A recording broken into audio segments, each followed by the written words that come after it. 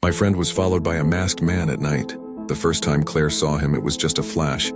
A tall figure standing at the edge of the woods near her house. His pale mask caught the moonlight, stark against the shadows of the trees. She froze at her window, but when she blinked, he was gone. Just my imagination, she muttered, shutting the blinds tight. That night, sleep came reluctantly. Every creak of the old house set her nerves on edge.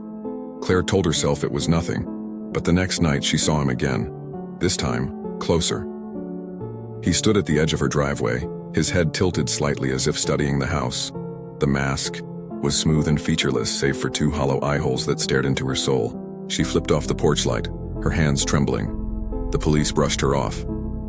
"Probably a prank," the officer said over the phone. "Teenagers messing around. Call us if it happens again." It did.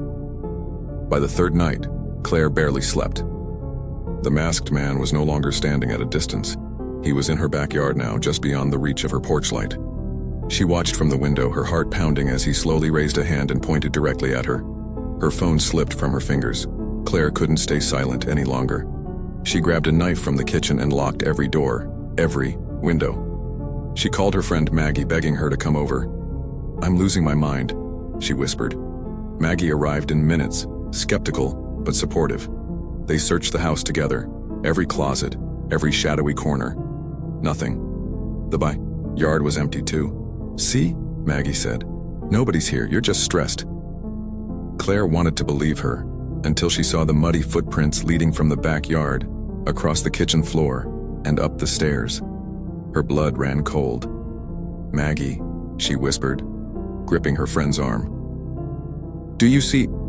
A soft creak interrupted her. They turned toward the staircase. At the top, he stood. The masked man.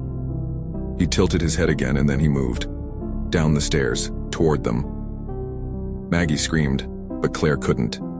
Her breath was trapped in her chest as the masked man descended, his slow, deliberate footsteps echoing in the silent house. The knife fell from her hand. The lights flickered once and then everything went dark. Claire's scream finally broke free, but it was swallowed by the blackness.